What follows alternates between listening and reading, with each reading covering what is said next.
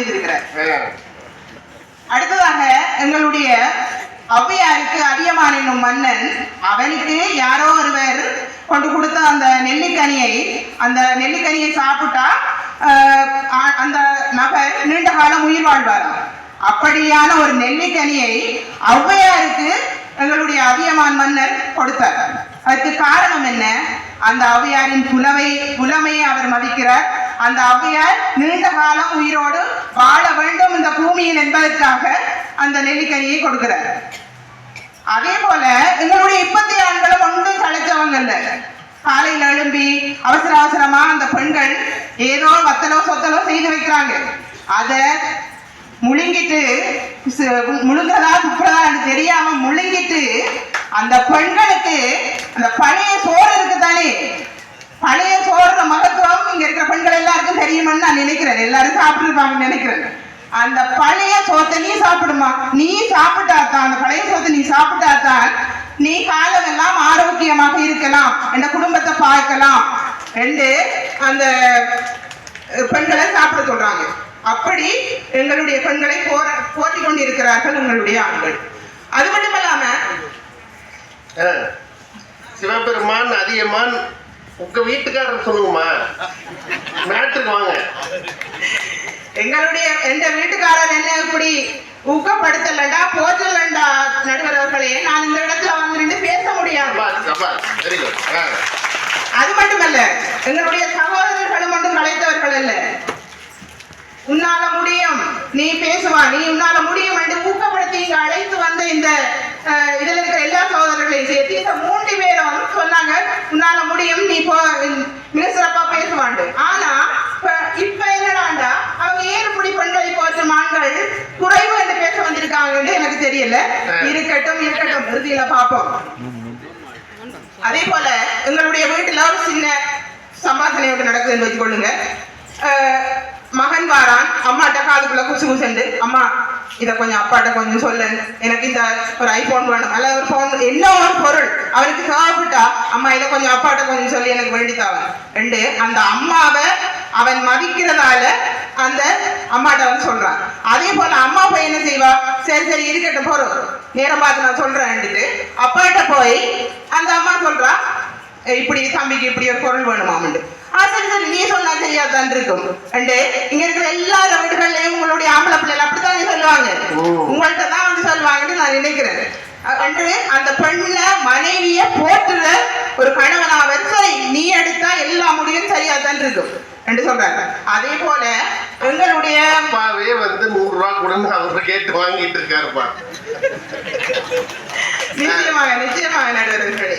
அதே போல எங்களுடைய முன்னோர்கள் பாடி சென்றார்கள், மாதராய் பிறப்பதற்கே மாதவன் செய்திட வேண்டுமா.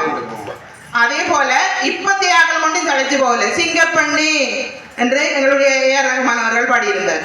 இப்படி பாடல்கள் வாயிலாகவும்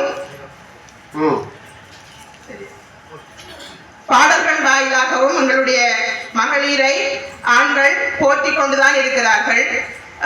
என்னுடைய நேரம் முடிந்தது. நன்றி, அனைவருக்கும் நன்றி. இருக்கிறவர்கள் எங்களை மாதிரி ப்ரொஃபஷனல் ஸ்பீக்கர் பணம் வாங்கிட்டு பேசுறவங்க ஒரு மேடையை அணுகுவது என்பது ஒரு பெரிய விஷயம் இல்லை.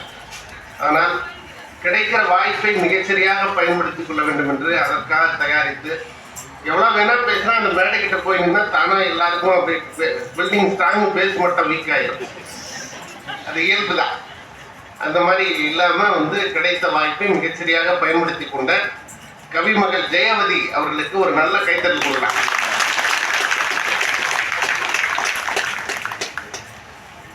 கேட்பார் பிடிக்கும் தகைவாய் கேளாகும் வேட்ப முடிவதான் சொல் அப்படின்னு ஒரு திருவள்ளுவர் ஒரு திருக்குறள் எழுதியிருக்கார். அந்த வார்த்தை வரிசையா வந்துகிட்டே இருக்கணும், அதுக்கு மூட வேலை செய்யணும், ஒரு நம்ம அட்டென்ஷன் அதுக்குள்ள இருக்கணும். இதை மற்றவங்க மனசுக்கு கொண்டு போய் சேர்த்து அவங்களும் அதுக்கு வந்து ரெஸ்பாண்ட் பண்ற அளவுக்கு நம்ம சில விஷயங்களை சொல்லணும். அந்த வகையில் வந்து பேச்சுன்றது கொஞ்சம் எல்லாராலையும் முடியாதது, கொஞ்சம் சிரமப்பட்டு தான் அதை உருவாக்கணும். அப்படி உருவாகி கொண்டிருக்கிற அவருக்கு வாழ்த்துக்களை சொல்லி, அடுத்ததாக இல்லை குறைவுதான் ஆண்களுடைய எண்ணிக்கை குறைவுதான் என்று பேசுவதற்காக சட்டத்தரணி அன்பழகன் குரு ஐயா அவர்களை பேரன் கூட அழைக்கிறேன். வாங்கய்யா, இவர் சொந்த அனுபவங்களை சொல்லுங்க. எல்லோர் மனங்களிலும் அன்பும் இன்பமும் நிறைந்திருக்க பெண்கள் தின நல்வாழ்த்துக்களை கூறி ஆரம்பிக்கின்றேன். விசேடமாக பழைய சோறு சாப்பிட்டு வந்து பட்டிமன்றத்தில் இணைந்து கொண்ட கவிமகள் அவள். பழைய சோத்தை சாப்பிட்டா என்ன நடக்கும்?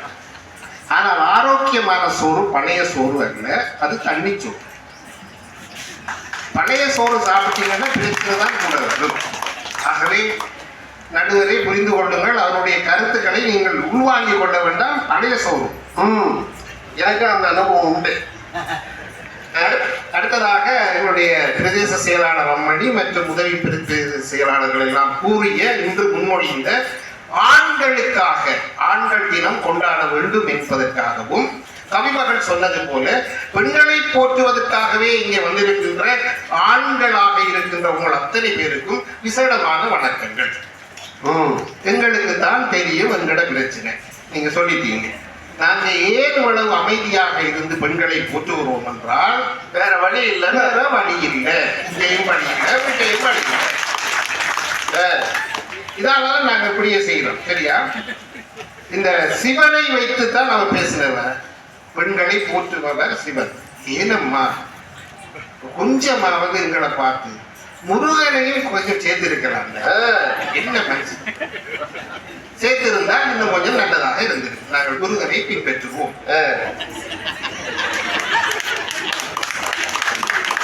அது வேற யாரு பின்பற்றுறாங்க இல்லையா, நீங்க கண்டிப்பா பண்ணணும். சரி, நாங்கள் இப்படியே நீங்கள் சொன்ன இந்த வரலாற்றிலே பெண்களை போற்றும் ஆண்கள் இருந்திருக்கிறார்கள், இல்லை என்று நாங்கள் சொல்லவில்லை. எத்தனையோ பேர் அவைக்கு நெல்லிக்கனி கொடுத்த அதிகமான் இன்றும் எத்தனையோ பேர் இருக்கிறார்கள், அதிலே குறையில்லை. ஆனால் நாங்கள் சொல்லுவது என்றால் குறைவாக இருக்கிறார்கள். ஒரு சிலர் இருக்கிறார், என்னை போன்றவர்கள் இருக்கிறார்கள். எங்களோட வீட்டை வந்து கேட்டுப்பாரு, நான் பெண்ணை போற்றும் ஒரு நல்ல கணவன் இன்று வரைக்கும். அதனால்தான் சந்தோஷமா இருக்கிறது. இப்படி இருக்கு. நீங்கள் அப்படி ஒரு சிலர் இருக்கிறார். ஆனா நாங்கள் சொல்றோம், இப்படி இருக்கிற இந்த பெண்கள்கிட்ட கேட்டா தயவு செய்து ஆண்களே கொஞ்சம் நீங்க அமைதியா இருக்க, நான் பெண்கள்கிட்ட மட்டும் கேட்கிறேன். அவங்க சொல்லுங்க, பெண்களே நீங்கள் உங்களுடைய வாழ்க்கையில் படுகின்ற துன்பங்களை கொஞ்சம் நினைத்து பாருங்கள். மிக முக்கியமாக அரச பணியாளர்கள், உங்களுக்கு இரட்டை சுமை. இங்க வந்தா இங்க ஒரு பெரிய சுமை பண்ணிக்கொள்ளும். இங்க ஒரு பெரிய சுமை, ஒரு சுமை இல்லை, இப்படி இப்படியெல்லாம் பிரஷர். அது தொடங்கி வீட்டை போவோம்னா அங்க இருக்கு பெரிய சுமை. இந்த ரெண்டு சுமையையும் தாண்டி இடையில இருக்கு இந்த ராபிக் அது இது எல்லாமே சுமை. அம்மா உங்களுக்கு இந்த சுமையெல்லாம் தாண்டி நாங்கள் அடுத்த நாள் எழும்புகிற போது அல்லது அன்று நிச்சரிக்க கொண்டு செல்லுகிற போதாவது எந்த ஒரு கணவனாவது அடி ராசாத்தி நீ பட்ட துன்பம் எனக்கு தெரியும், நான் எல்லா புரிஞ்சு கொண்டேன், உனப்போல ஒரு கொஞ்சம் எனக்கு கிடைக்க நான் கொடுத்து வச்சிருக்கணும் என்ற ஒரு வார்த்தை தேவையில்லை.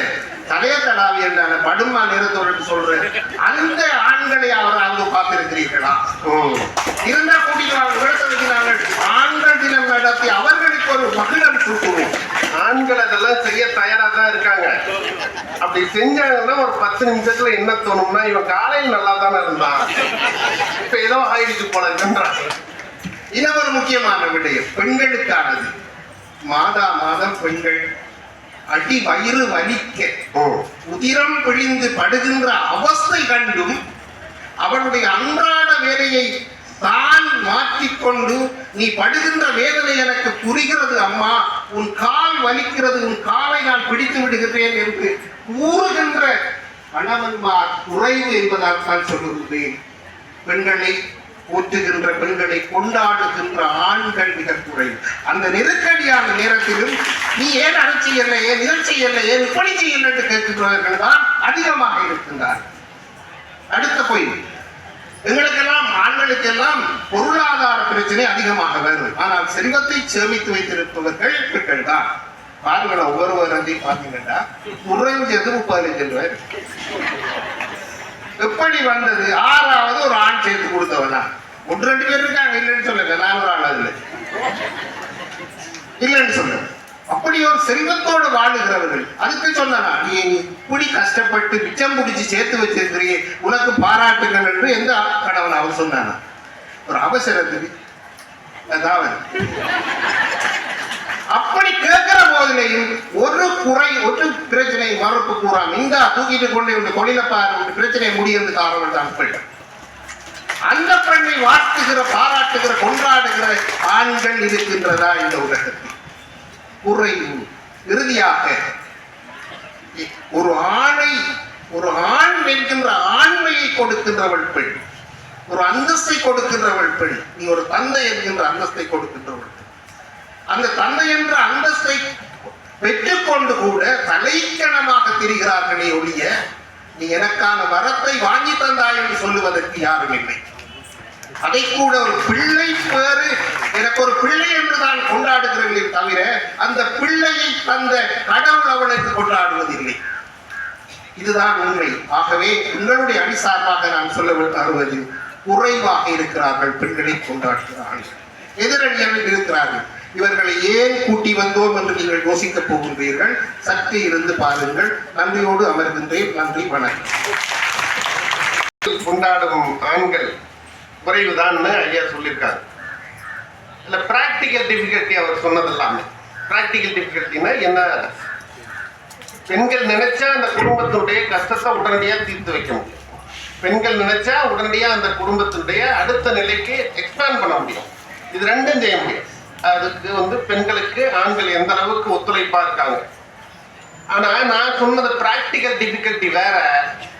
சைக்காலஜிக்கலா ஒரு பெண் எப்படி ஒரு கம்ஃபர்ட் ஜோன் கொடுக்க முடியும்? சைக்காலஜிக்கலா உளவியல் ரீதியாக ஒரு குடும்பத்துடைய தலைவராக ஆண் இருந்தாலும் கூட அவன் பின்னணியில் இருந்து பாரதியார் சொல்லுவார், காதலன் ஒருவனை கைப்பிடித்து அவன் காரியம் யாவிலும் கை கொடுத்து.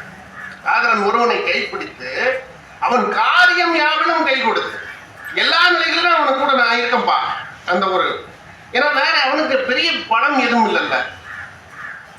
இப்ப நீங்க பாருங்க, பெண்கள் வீட்டுக்காரர்கிட்ட நேரடியா முகத்தை பார்த்து ஓப்பனா டேரிங்காவே சொல்லுவாங்க, உங்க அம்மாவை எனக்கு பிடிக்கல.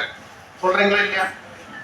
உன் தங்கச்சி எனக்கு பிடிக்கல, உங்க தங்கச்சி நம்ம வீட்டுக்கு வர்றது எனக்கு பிடிக்கல. சொல்றீங்களா இல்லையா? சொல்றீங்களா? உங்க மனசாட்சிக்கு தெரியும் எத்தனை பேர் உங்க வீட்டுக்காரர்கிட்ட சொல்லியிருப்பீங்க. ஒரு நிமிஷம் யோசிச்சு பாருங்க. எந்த வீட்டுக்காரராவது உங்க தங்கச்சி எனக்கு பிடிக்கல சொல்லியிருக்காங்களா? உங்க தங்கச்சி நம்ம வீட்டுக்கு வரதுல எனக்கு உடன்பாடு இல்லை யாராவது சொல்லியிருக்காங்களா? ஏன் சொல்றது இல்லை? உங்க குடும்பத்தினால அவ்வளவு பாசம், உங்க தங்கச்சி தான் அவருக்கு அவ்வளவு பிடிக்கும். உங்களை பிடிக்கிறத விட உங்க தங்கச்சியை பிடிக்கும். அதான் சொல்றாரு. இப்ப அதுக்கு பதில் சொல்லணும். மட்டுநகர் சிவா வரதக்கரன் வாங்கய்யா.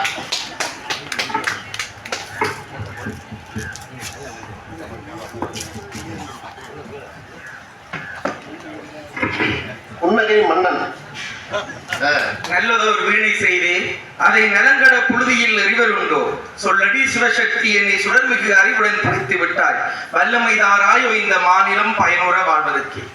ஆளுமை மிக்க எங்களுடைய பிரதேச செயலாளர் அவர்களே, ஏனைய உத்தியோகர்களே, தமிழகத்தில் இருந்து வந்து எங்கள் அகத்தில் இடம் பிடித்த கலைமுதன் ஐயா அவர்களே, அனைவருக்கும் வணக்கம்.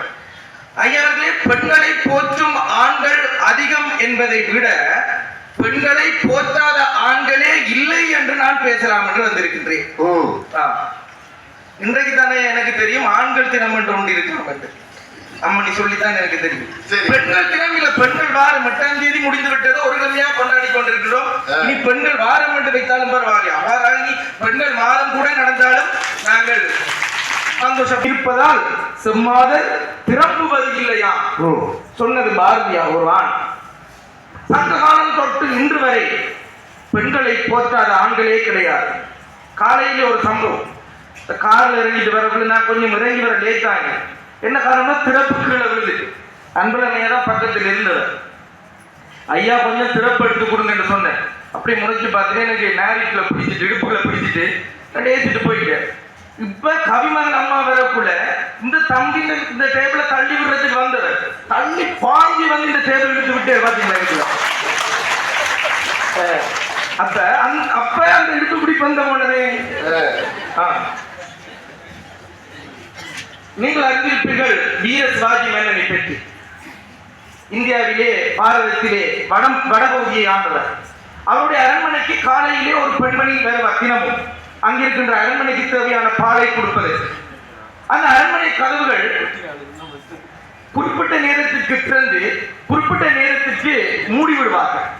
ஒருமுறை அந்த பெண்மணி அரண்மனைக்குள் வந்து பாலை கொடுத்து விட்டு செல்லும் பொழுது செல்வதற்கு தயாராவதற்கு இடையில் அவர் வெளியே செல்வதற்கு இடையில் அந்த உண்மை கதையில் அந்த அரண்மனை கதவுகளை பூட்டி விட்டார்கள். சாதாரண கதவுகள் இல்லை, அரண்மனை கோட்டை என்று சொல்லலாம். சுற்றவர் ஆழிகள் இருக்கும், பல அடி உயரமான அந்த கதவுகள். அந்த பெண் பால் கொடுக்க வந்த அந்த பெண் கதறுகிறார், நான் வெளியால போகணும், என்னை நம்பி குழந்தைகளுடைய கணவர் இருக்கின்றார், நான் அவங்களுக்கு சமைக்கணும், பிள்ளைகளுக்கு உணவு கொடுக்கணும் என்று. அரண்மனை காவலன் அந்த கதவை திறப்பதாக இல்லை, இது மன்னரின் கட்டளை, நீ இங்கே இருந்து தங்கிவிட்டு நாளைக்கு காலையில கதவு திறக்கக்குள்ள நீ வெளியால போகலாம் என்று சொல்லி. நாளைக்கு காலையில அடுத்த நாள் காலையில கதவை திறக்கிறாங்க. வாசலிலே அந்த பெண் பால் கேனுடன் அந்த அரண்மனைக்கு பால் கொடுப்பதற்காக வந்திருக்கிறார். காவலாளி திகைத்து விட்டான். அரண்மனை பூட்டி இருக்கும் பொழுது எவ்வாறு வெளியாக சென்றார்கள்? அந்த பெண் அந்த வீட்டிலே குழந்தைகள் பசியால் காத்திருப்பார்கள். அந்த அரண்மனையில் இருந்து அந்த ராஜா வீர சிவாஜி மன்னன் மட்டும் ஏறி செல்வதற்காக அந்த பெருவிரல்களை மட்டும் வைத்து அந்த மதிலால் ஏறி செல்வதற்குரிய அந்த மதிலால் ஏறி சென்று வீட்டுக்கு சென்றிருக்கின்றார் என்றால் அந்த பெண்ணினுடைய அந்த பொறுப்பு வீரம். அதனால் தான் அவருடைய அந்த அரண்மனையிலே அந்த மதிலிலே அந்த பெண்ணின் பெயரில் ஹீரா என்று அந்த பெயரை சொல்லி ஒரு கோபுரத்தை அமைத்திருக்கின்றார். அது மட்டுமல்ல, எங்களுடைய 50 காப்பியங்களை பற்றி நாங்கள் அறிந்திருக்கின்றோம்.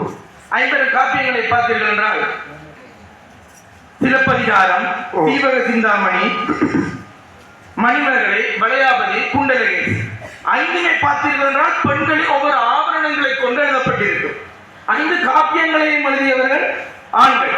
அதிலே இந்த சிலப்பதிகாரத்திலே கண்ணகி எவ்வாறு போற்றப்படுகின்றார், அந்த கண்ணகியை போற்றுவதிலே கிழக்கிலங்கை மிகவும் திரவியமானது. எங்களுடைய ஆண்கள் கண்ணகியை போற்றுவது போன்றுதான் உங்களுடைய ஐயா, நீங்க உங்களுடைய மனைவியை கடைசியாக இப்ப அவங்க அம்மாட வீட்டுக்கு அனுப்பினீங்க. இதெல்லாம் ஞாபகப்படுத்தாதீங்க. நீங்கள் அறிந்திருப்பீர்கள். ஆனால் எங்களுடைய மட்டக்களப்பில் மட்டும்தான் நாங்கள் ஆண்கள் திருமணம் முடித்து மனைவியின் வீட்டில் போய் மனைவியின் அம்மா அப்பாவுடன் நாங்களும் போய் தங்குவோம். நாங்கள் எல்லாம் பெண்களை இங்கே கூட்டி வருவது கலைஞர்கள் எல்லாம் கல்யாண பேச்சு எடுத்தோடனே அவங்க வீட்டுல போய் தங்கிட்டார். அது மட்டுமல்ல, அவசரப்பட்டு கல்யாணம் பண்ணிட்டோமா, இங்க வந்து பண்ணிருக்கலாம். கொஞ்சம் காலம் பிடித்தையா, இல்லை நாங்க பாயோட விட்டு வச்சிருக்கோம், கொஞ்சம் தாமதமா வந்துட்டீங்க. எங்களுக்குடைய வாட்ஸ்அப் குரூப் ஒன்றுல நாங்க நிறைய நிகழ்வுகளை நடத்தி கொண்டிருக்கின்றோம். எல்லாத்தையும் நாங்கள் நேரடியாக கூட்டம் போட்டு முடிவெடுக்க முடியாது. அப்ப சில நேரத்தில் எங்களுடைய தலைவர் சில முக்கியமான முடிவுகளை இந்த வாட்ஸ்அப்ல போடுவேன். நாங்க பார்த்துட்டு அது குறிப்பிட்ட டைமுக்குள்ள பதில் போடுறோம். சில நேரத்தில் கடையில் இப்படிதான் பதில் போடுவேன். என்ன முடிவெடுத்தாலும் சரி, நான் அதுக்கு ஓகே. அப்ப நினைக்கணும், ஐயா வீட்டுல நான் இருக்கிறேன். அது மனைவிக்கு பயன் இல்ல, மனைவியை மதிச்சு அது நம்பிட்டேன். ஆகவே பெண்களை போற்றும் ஆண்கள் குறைவு என்பதை விட பெண்களை போற்றாத ஆண்களே இல்லை என்று கூறி என்னுடைய இந்த பேச்சை நிறைவு செய்கின்றேன். நன்றி, வணக்கம். பெண்களை போற்றாத ஆண்களே இல்லை அப்படின்னு அடித்து விட்டார் சிவா வரதக்கரன். அவர் சொல்றதுல அர்த்தம், ஏன்னா நான் அவர் வீட்டில் இந்த ஒரு 2 நாளா இருக்கேன். அவருடைய மனைவி அவரை எப்படி பார்த்து செய்யறாங்க, அவருடைய நண்பரா போய் கூட இருக்க எனக்கே இவ்வளவு செய்யறாங்க. அதனால அந்த விருந்தோம்பல், ஒரு பெண்ணோட அந்த ஒரு அபிரிமிதமான பெரும் காதலும் அவங்க காட்டுகின்ற அந்த முனைப்பும் அவர் இந்த மாதிரி சொல்றதுல அர்த்தம் இருக்கு. என்னையெல்லாம் கேட்டா நான் கண்டிப்பா சொல்ல மாட்டேன். ஏன்னா நான் இப்ப போன 2ஆம் தேதி வீட்டுல இருந்து வெளியே வந்தது. 2ஆம் தேதி இன்னைக்கு எத்தனை தேதி ஆயிடுச்சு, நான் பாதி நாள் வெளியே இருக்கிறதுனால இப்ப எனக்குமே அந்த சங்கடம் வரும். இப்ப நான் ஃப்ளைட் ஏறி ஒரு நாட்டுல இருந்து இன்னொரு நாட்டுக்கு போறதுக்கு முன்னாடி கிளம்பும் போதுதான் ஃப்ளைட்ல உட்கார்றதுக்கு முன்னாடி பேசிட்டு வந்திருப்போம். திரும்ப அந்த ஒரு 3 மணி நேரம் 4 மணி நேரம் கழிச்சு ஃப்ளைட் விட்டு இறங்கி திரும்ப போனை எட்டி பார்த்தோம்னா ஆன் பண்ணோம்னா 19 கால் மிஸ்டு கால். அந்த 19 காலும் என்ன கேள்வி? எங்க இருக்கிறீங்க, எப்ப வருவீங்க? இவ்வளவுதானே, வேற ஏதாவது இருக்கா? எங்க இருக்கு, நான் எங்க இருக்கேன்னா அவங்க டிவியில பார்த்து தெரிஞ்சுதான் போறாங்க, ஃபேஸ்புக்ல பார்த்து தெரிஞ்சுதான் போறாங்க. ஆனாலும் அவங்களுடைய நேரடி தொடர்புலையே இருக்கே ஆகணும்ன்றது இயல்பாகவே பெண்கள் அவர்களுக்கு உண்டான மனநிலையை அப்படி வடிவமைத்து வைத்திருக்கிறார்கள். அதுக்கு உள்ள இருக்கிறது ஆண்களை கிரிட்டிசைஸ் பண்ணணும்னு கிடையாது, ஆண் என்னுடையவனாகவே எப்போதும் இருக்க வேண்டும் என்கின்ற ஆகப்பெரிய ஒரு நம்பிக்கை. அவர்தான் அதான் அவர் சொன்னாரு. அதற்கு பதில் சொல்லணும். வாங்க, பாலமீன் மடு இரா கடை வந்தன் பாகவதர் மாதிரி கருப்பறீங்க.